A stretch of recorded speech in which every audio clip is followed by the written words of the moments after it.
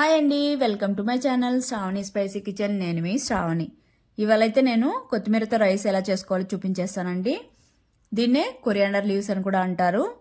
Lunch బాక్స్లకు అయితే perfect recipe. కర్రీస్లో కానీ లేదంటే రైస్ ఐటమ్స్లో కానీ కొత్తిమీర వేసామంటే తీసి పక్కన పడేస్తారు కదా. ఈ విధంగా చేసి పెట్టారంటే హెల్త్కి మంచిది, అలానే కొత్తిమీర కూడా తిన్నట్టు ఉంటుంది. కలర్ఫుల్గా కూడా ఉంటుంది. కలర్ఫుల్గా కానే కాదండి, టేస్ట్ కూడా అలానే ఉంటుంది. లేట్ చేయకుండా అయితే ప్రాసెస్లోకి అయితే వెళ్ళిపోదాం. ముందుగా ఒక బౌల్ తీసుకొని ఇక్కడ 1.5 గ్లాసు బాస్మతి రైస్ తీసుకున్నాను. మీరు నార్మల్ రైస్ తీసుకున్నా పర్లేదు. ఈ విధంగా బాగా వాష్ చేసేసుకొని నానబెట్టేసుకోవాలి. నానబెట్టుకోవడం వల్ల అయితే రైస్ బాగా పొడిగా బాగుంటుంది. నార్మల్ రైస్ అయినా అంతే, మినిమం హాఫ్ అన్ అవర్ లేదా 1 అవర్ అయినా నానబెట్టుకుంటే బాగుంటుంది. తర్వాత మిక్సర్ జార్ తీసుకొని ఒక గుప్పెడు కొబ్బరి ముక్కలు, అలానే 2 మీడియం సైజ్ ఆనియన్లు పెద్ద పెద్ద ముక్కలుగా కట్ చేసుకొని వేసుకోవాలి. అలానే పచ్చిమిర్చిని కూడా తుంచేసుకొని వేసుకొని కొద్దిగా అల్లం, అలానే వెల్లుల్లి కూడా వేసుకోవాలి. ఇందులోనే పుదీనాకులు కొద్దిగా, తర్వాత కొత్తిమీర వచ్చి ఒక కట్ట కాడలతో సహా వాష్ చేసేసుకొని వేసుకోవాలి. కాడలు అనేవి లేతగా ఉన్నాయి కాబట్టి కాడలతో సహా వేసేసుకున్నాను. తర్వాత ఈ విధంగా మెత్తగా మిక్సీ పట్టేసుకోవాలి. మిక్సీ పట్టుకున్న తర్వాత ఒక బౌల్లోకి తీసి పక్కన పెట్టేసుకొని ఇప్పుడైతే కడాయి పెట్టుకొని నెయ్యి 1 స్పూన్ వేసుకోవాలి. నెయ్యి అనేది ఆప్షనల్ అండి, కాకపోతే రైస్ రెసిపీస్ కాబట్టి నెయ్యి వేస్తేనే టేస్ట్ బాగుంటుంది. తర్వాత నెయ్యి అంతా కరిగిన తర్వాత కొద్దిగా ఆయిల్ కూడా వేసుకోవాలి. తర్వాత కొద్దిగా జీడిపప్పు వేసుకొని ముందుగా లైట్గా కలర్ వచ్చేంత వరకు వేయించుకోవాలి. ఈ విధంగా వేయించుకున్న తర్వాత తీసి ఒక బౌల్లో పక్కన పెట్టేసుకోవాలి. ఇప్పుడైతే అదే ఆయిల్లోనే స్పైసెస్ అనేవి యాడ్ చేసుకోవాలి.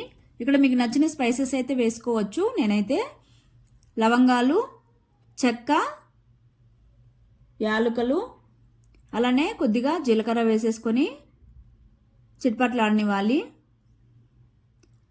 తర్వాత సన్నగా కట్ చేసుకున్న ఆనియన్స్ వేసేసుకొని ఇందులోకి కొద్దిగా కరివేపాకు కూడా వేసేసుకొని మంటనైతే లో టు మీడియం ఫ్లేమ్లోకి అడ్జస్ట్ చేసుకుంటూ ఆనియన్స్ ముందుగా మెత్తబడనివ్వాలి.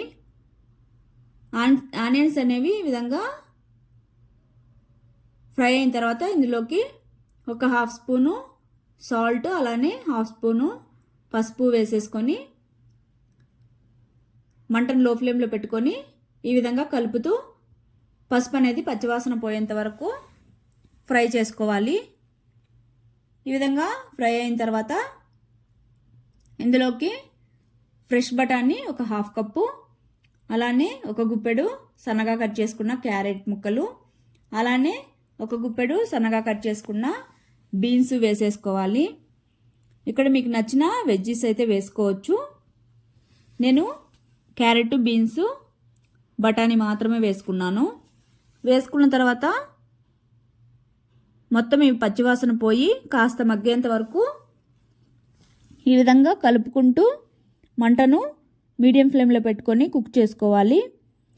తర్వాత మూత పెట్టి ఒక 3 to 4 మినిట్స్ కుక్ చేసుకున్న తర్వాత ఇప్పుడైతే మనం ముందుగా మిక్సీ పట్టుకున్న పుదీనా పేస్ట్ని కూడా వేసేసుకొని పుదీనా పేస్ట్ అనేది బాగా వెజిటేబుల్స్కి పట్టి పచ్చివాసన పోయేంత వరకు ఈ విధంగా మంటను లో ఫ్లేమ్లో పెట్టుకొని కలుపుతూనే ఉండాలి. మనము పేస్ట్ మాత్రమే వేస్తున్నాం కాబట్టి మంటను లో ఫ్లేమ్లోనే పెట్టుకోవాలి, లేదంటే అడుగంటేస్తుంది. వాటర్ అనేవి ఏమీ యాడ్ చేయకూడదు. ఇది కాస్త ఫ్రై అయిన తర్వాత 1/2 స్పూను వేయించిన జీలకర్ర పొడి వేసేసుకొని మరొక 2 మినిట్స్ ఈ విధంగా కలుపుతూ మూత పెట్టుకొని మగ్గించుకోవాలి. ఈ విధంగా నూనె పైకి వరకు బాగా ఫ్రై చేసుకోవాలి. మనం అన్నీ పచ్చివే వేసాం కాబట్టి మంటను లో ఫ్లేమ్లో పెట్టుకొని ఈ విధంగా దగ్గర పడేంత వరకు ఫ్రై చేసుకుంటే సరిపోతుంది. ఇక్కడ రైస్ అనేది బాగా పొడి పొడిగా వండుకుంటే బాగుంటుంది. ముద్దగా ఉందంటే అసలు టేస్ట్ అనేది చప్పగా అసలు బాగోదు. రైస్ ఎప్పుడైనా పొడి పొడిగా ఉండాలి. తర్వాత మనం వండుకున్న రైసు ఇందులోకి వేసేసుకొని ఈ విధంగా స్లోగా మొత్తం పేస్ట్ అంతా రైస్కి పట్టేలాగా ఈ విధంగా కలుపుతూ ఉండాలి. మంటనైతే లో ఫ్లేమ్లో పెట్టుకోవాలి.